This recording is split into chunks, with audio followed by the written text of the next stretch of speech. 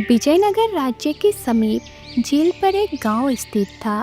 झीलपुर की सुंदरता आसपास के सभी गांवों में फैली हुई थी। केशव, जो कि झील के पास ही रहने वाला था, अपने खेत में हाल चला रहा था। तभी उसकी 10 वर्षीय पुत्री राधा दौड़ती हुई वहां आ पहुंची।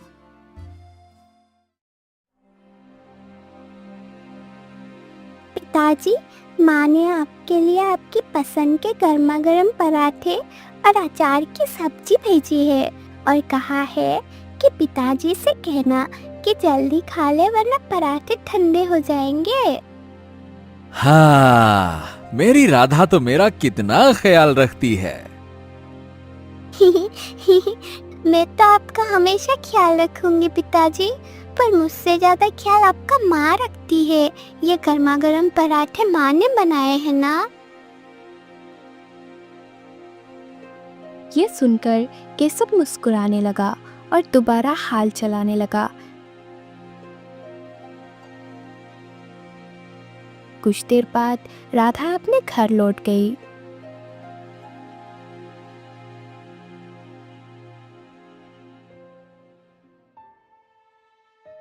क्या तूने अपने पिताजी से कह दिया कि खाना जल्दी खा ले? हाँ माँ, मैंने बोल दिया है कि माँ ने कहा है कि पराठे ठंडे हो जाएंगे, इसीलिए खाना जल्दी खा लेना। बिंदिया ये सुनकर मुस्कुराने लगी।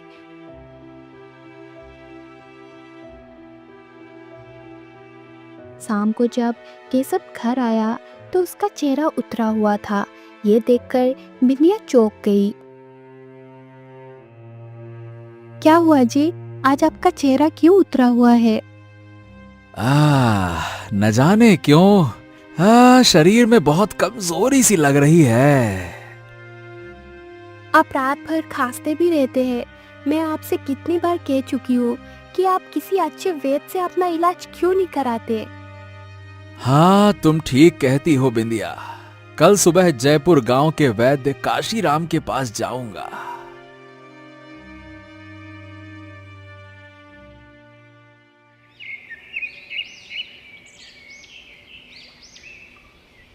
अगले दिन केशव झीलपुर गांव का सबसे ज्ञानी वैद्य काशीराम के यहाँ जांच कराने जा पहुंचा।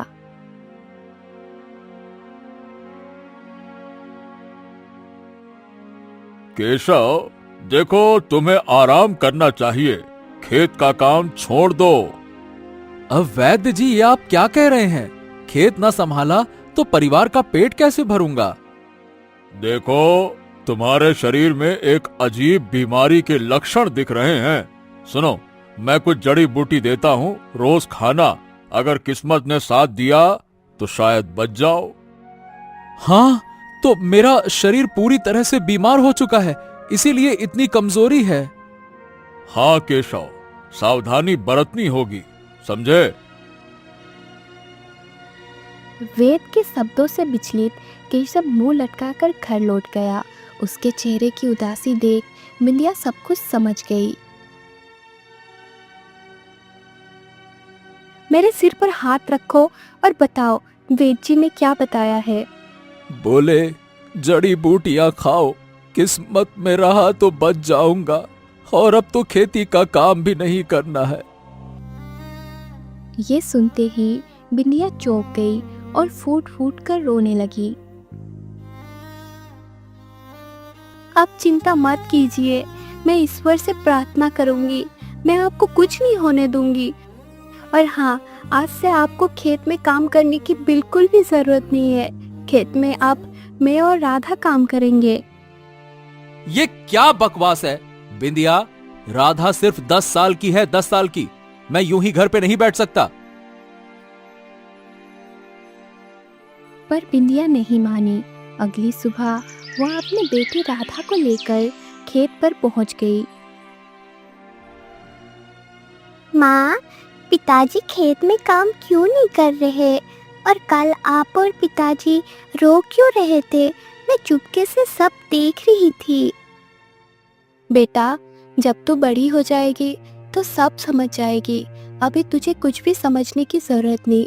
बस इतना समझ कि हमारे सामने परिस्थितियाँ ऐसी है कि अब हम दोनों को ही खेत में काम करना पड़ेगा। तेरे पिताजी को आराम की सख्त ज़रूरत है।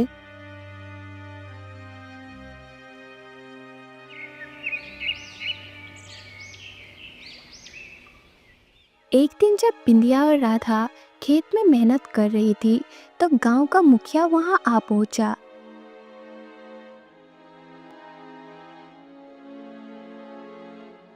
अरे ये देखो देखो देखो, कौन काम कर रहा है खेत में। अरे केशव घर में पड़ा रहता है और तुम माँ बेटी को खेत में झोंक दिया। शर्म नहीं आती का उसे? और तुम अपनी बच्ची से काम करवाती हो। बिंदिया की आंखों से आंसू बहने लगे। वो मुखिया के कान में कुछ कहने लगी। मुखिया ये सुनकर चौंक पड़ा। अब माफ करना बिंदिया, इतनी बड़ी बात हुई और तूने मुझे बताया भी नहीं।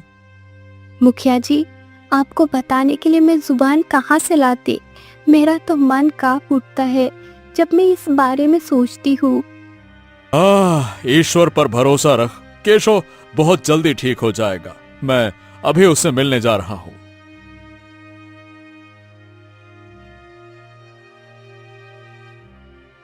मुखिया तुरंत केशव के घर जा पहुंचा।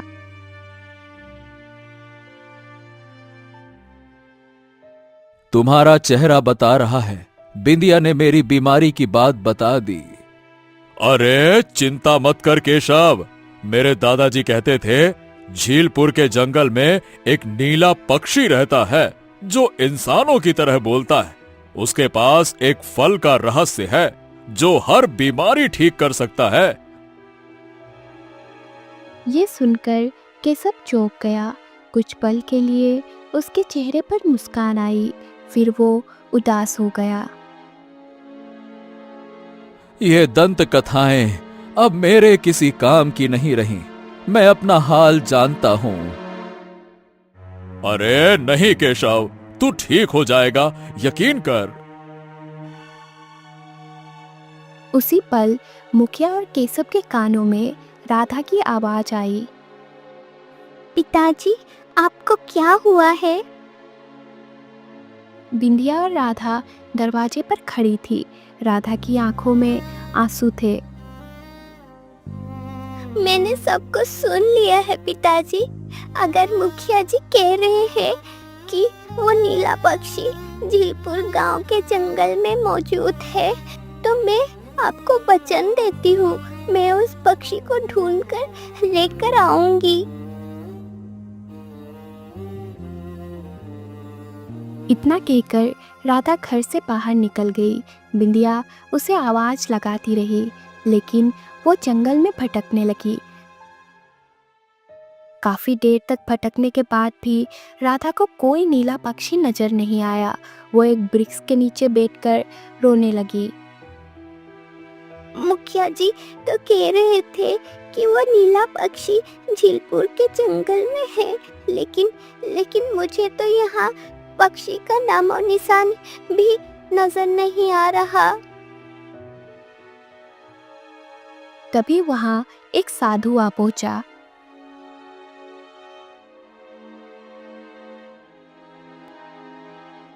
अरे नन्ही सी बेटी, रो क्यों रही हो? क्या बात हो गई, बताओ। राधा रूठे स्वर में सारी घटना बताने लगी। मेरे पिताजी के शरीर पर बीमारी हो गई है, वो नहीं बचेंगे। उनका इलाज केवल नीला पक्षी ही बता सकता है।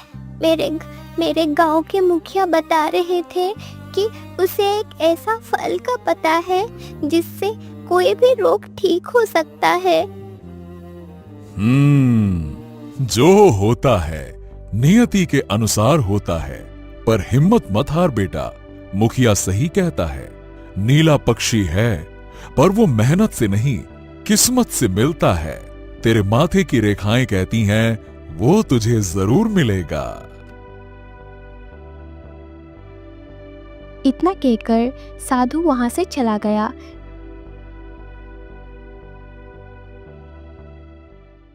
जब राधा घर वापस आई तो उसने देखा कि उसके पिताजी केशव इस दुनिया से जा चुके थे। राधा फूट फूट कर रोने लगी। रो मत मेरी बच्ची, मैं तेरा कभी साथ नहीं छोड़ूंगी।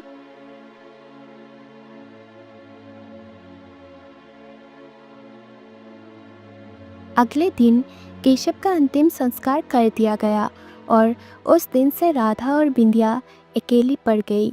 समय बीतता गया और राधा अब गंभीर हो चली थी। समय ऐसे ही बीतने लगा और 10 वर्ष भी गुजर गए थे।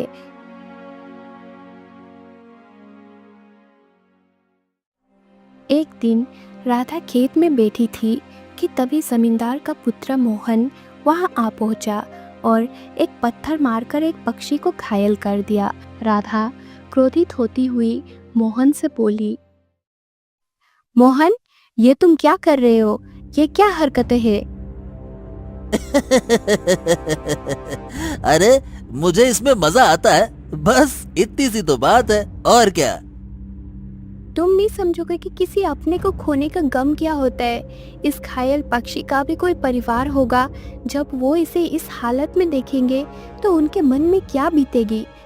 तुम नहीं समझ सकते, जब हमारे सामने कोई अपना असहाय की स्थिति में होता है और हम चाहकर भी कुछ नहीं कर सकते तो मन में क्या बीतती है। अरे तेरे पिता को ही क्या, सबको एक दिन जाना है, यही तो दुनिया का नियम है। जो आया है वो जाएगा। क्या तुम्हारे अंदर इंसानियत नाम की भी कोई चीज है? नहीं बची। और अगर तुझे इतना बुरा लगता है तो जा गांव के बीमारों को ठीक कर दे। यहाँ क्या कर रही है?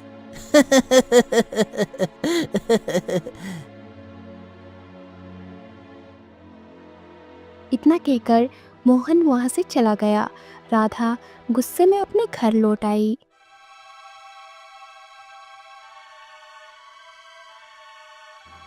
क्या हुआ राधा, तुम्हारे चेहरे पर ये गुस्सा क्यों छाया है? वो मोहन था, उसने पक्षी को घायल किया और फिर मेरे पिता की मौत पर मजाक उड़ाया। बिंदिया कुछ कहने ही वाली थी कि तभी वो चक्कर खाकर गिर पड़ी। ये देखकर राधा घबराकर उसे उठाने लगी। राधा ने तुरंत एक वैद्य को बुलाया और वो वैद्य राधा के मन की स्थिति को देखकर उसे बताता है कि वो वही विचित्र बीमारी से ग्रस्त है जो उसके पिता को थी। ये क्या हो रहा है? ये वही बीमारी है जो मेरे पिता को थी। वैद्य वहां से चला गया। राधा को ये सब समझ में आ गया। चिंता मत करना पिताजी, जब मैंने आपको खोया था तब मैं 10 साल की थी, लेकिन अब मैं किसी भी कीमत पर उस नीले पक्षी को ढूंढ लूंगी। वो नीला पक्षी केवल एक दंत कथा है बेटी। नहीं, और पहले जब मैं उस जंगल में ढूंढ रही थी तो मुझे एक साधु महाराज ने बताया था कि वो नीला पक्षी किस्मत से मिलता है।